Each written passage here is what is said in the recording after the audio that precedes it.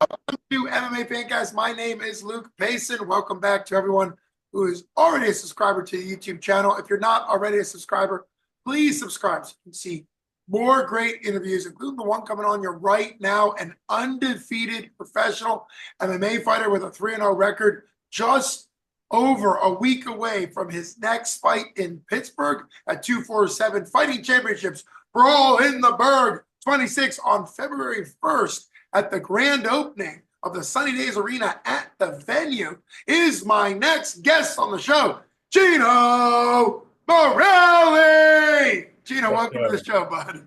Thank you. Appreciate it. I appreciate you squeezing me in between. You're an entrepreneur. You run your own business. Plus, you have a family and a young child, and you're a pro fighter. So I appreciate you coming on. We got to see you come into 247 and make your 247 debut back there at Brawl in the Burgh 23 in September, and you were 2-0 at the time. You won in very impressive round one rear naked choke fashion. For people that want to know your thoughts on that, I did a quick interview with you afterwards so they can see that on the channel. How have things been going since September? You're now 3-0, and you're coming back up to Pittsburgh from South Carolina to fight again. But talk about how the last several months have been. Yeah, it's been good. Just continuing to develop my striking. I moved up here to work with Coach Ray and Steven about 2 years ago and the rest of the Pitch Black fight team, and have really been focused on developing my striking lately. So I was glad to be able to show some of that in my last fight. And that's kind of the plan, like going in throughout the next fights, is just be dynamic and be able to attack in all positions, not just grappling positions. Well, and you are a former very high-level Division I wrestler out of Penn State. That, of course, Penn State's on this incredible tear in wrestling, and you were part of that journey of making Penn State what it is as far as the wrestling goes. Talk a little bit about all three of your professional wins coming by stoppage, 2 by rear naked chokes. Of course, the one I witnessed was also rear naked choke, and 1 by TKO elbows. What is it about your style that you think really brings out finishes? Because a lot of wrestlers go for more of the ground and the grind and getting decision wins. Yeah. Yeah, I think my first couple fights as an amateur, I was struggling getting finishes because in the ground and pound it's a little harder without the elbows and everything. And I was just focused on like punching my opponents in the face and trying to finish the fight that way. But I've developed my jiu-jitsu to where I have pretty good submission offense. And now being up here, I have pretty good striking. My last fight I finished with a rear naked, but it was set up with almost a knockout on the feet. So I think it's just developing like the technical jiu-jitsu skills to be able to hit those submissions. And then on the feet, it's obviously technical as well from a striking standpoint, but I think it also just comes with like explosiveness and being an explosive athlete. I feel like I have a lot of power that I've just developed over like my years college wrestling and everything like that. So I think that helps lend to getting finishes. So Yeah, I completely agree with you. And now that you mentioned that, I'm remembering being cage side at the last 247 event that you were at Brawl in the Burgh 23. People that have the monthly subscription to 247 Live, which is the app, can actually watch you and watch any fight that 247 has. And I remember now he was folding backwards, almost completely knocked out, like he was going down. Obviously, I asked you afterwards, and you have that finish instinct that comes from wrestling to jump and get a rear naked choke. I'm sure most people don't know how difficult it is to defend rear naked choke when you're almost unconscious. So that is a great thing. And I don't know if we've joked about this, but Donald Cowboy Cerrone, who got a lot of finishes on the ground, but was not a wrestler such as yourself. He was more of a Muay Thai kickboxer. He often said that his favorite type of a takedown was a knockdown. And even though you're a great takedown artist yourself and a grappling artist, I think your last fight showed that a knockdown is a takedown, and you capitalized on that, which is great. You had mentioned the name Coach, but obviously I want to put a little context that you're talking about Coach Ray Thompson and his son, Stephen Wonderboy Thompson, who fought for many years and is still in the UFC at 170. For you, what's that fit been like? pitch black fight team. I know last time you also mentioned that there is a Christian faith component that's really also helped you mature as a man, in addition to the skill set. Yeah. Yeah, it's been a really good fit. I came up on a couple visits to help Steven with some of his fight camps. Like one was against Gilbert Burns, and he was going against some grapplers, but also just to get training in myself and work the striking. So when I came up and kind of tested it out, it was just a good fit culturally. And then from a skill set standpoint, I think there's really no better place for me to go to develop striking, which was my worst skill set. From like a technical development standpoint, it's been awesome. And then Coach Thompson and Steven and the whole rest of the team, really, it's like they run a karate school, and they have a lot of kids that come in and everything like that. So it's just like a family friendly environment. And I just had a daughter and everything. So, and then the Christian faith has a lot to do with it too.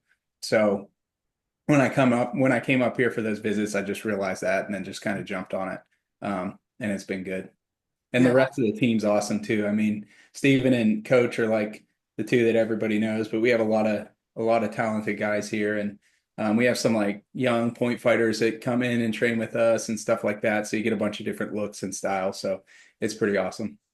Yeah, I'm glad it's such a great fit for you. I know it's something that has been beneficial to you in all areas of your life, both in mixed martial arts and as a person, which is wonderful. Let's talk about your matchup. This is a great event for 247. I mentioned it in the intro that it's the first ever event at the 247 new permanent, that they actually own their own venue, which is going to be incredible. Hats off to Ryan Middleton, the owner, and Hunter Hollistek for just all the work that they put in to make the new venue be something that's going to be wonderful. And you're part of history. But let's talk about your opponent, Derek Age Day, who has a ton of pro fights. This is you are his 19th pro MMA fight, and you're taking quite a jump up. Your previous opponents have been building as a pro. The opponent that you most recently knocked out, that I got to watch back in September was 2-0. You were 2-0, and now you're 3-0, taking on a guy who's 7-11, and obviously has an absolute ton of pro fights compared to you. What made this the fight to take versus Age Day? Really, it was just whichever opponent I could find that would accept a fight with me. Yeah, since the last fight, I wanted to fight a little bit earlier, but it's just been a struggle finding opponents. So whenever Age Day, but yeah, he has a lot of fights, a lot of experience. But yeah, I feel good about coming into this fight from like a matchup perspective. Yeah. And I think that goes to your skill set and all of that. What do you see as the confidence thing, the thing that gives you confidence coming in against any opponent? Because I know that's the mindset you and your coaches will have, and aiming towards the UFC and one of the high level ranks in the future. Obviously, you got to be willing to take on anybody. Is that sort of the mindset you're now developing, even though you're going to continue to develop? Yeah, I mean, I think right now I'm ready to take on like the best fighters in the world.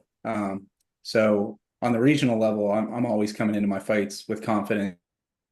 Get to the UFC, I'll be going into those fights too. I've got to experience a lot of different training with a lot of different folks that are in the UFC, and I just feel like I'm in a really good spot in terms of being able to compete with the best. So always trying to go you always want to approach your matches respecting your opponents, but you also just want to know, what you're capable of, what your skill set is, and hopefully you feel good about that, and that'll give you confidence. So I'm just confident in like the techniques and all the work I put in over the past few years in terms of my team building me up and like the skills I've been able to develop. I think it's something that kind of sets me apart from other regional fighters.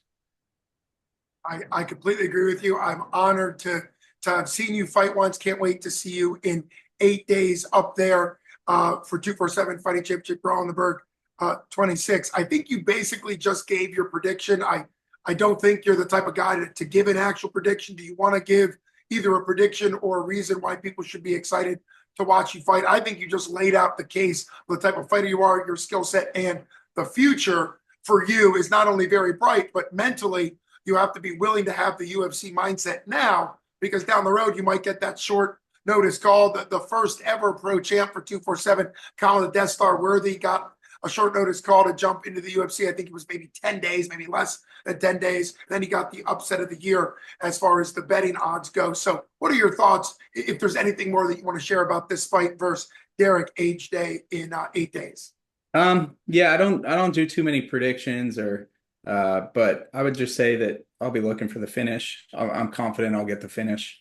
But I'd say that's about it. I'd say I'll try and show off like, a lot of the skills that I've been working on since the last fight and just over the last few years of training, both striking and grappling skills. So Well, that sounds great for me. People need to be getting their tickets. If you're local to the Pittsburgh area and can buy tickets to be in person, 247fighting.com. Make sure you give Geno credit. And then a lot of you people will be watching on pay-per-view. So this is my quick public service announcement to not click on any links that are online under any of the posts. Those are all scams. Make sure you are only getting pay-per-view, buying pay-per-view either through 247fighting.com or my preference, and I think it works really well, is the 247 Live app. 247 Fighting Championship has their own app. Download it from any of the app stores, 247 Live, and then you can get the pay-per-view safely through there, and you can buy one pay-per-view and give Geno credit, or you could go ahead and get a year's subscription, and that will give you the entire fight catalog of every fight that 247 has ever had. It's my honor to have had Geno Morelli on the show today. Thanks so much. Can't wait to see you in action February 1st, 247 Fighting Championships. Thanks so much for coming on. awesome. Thanks, guys.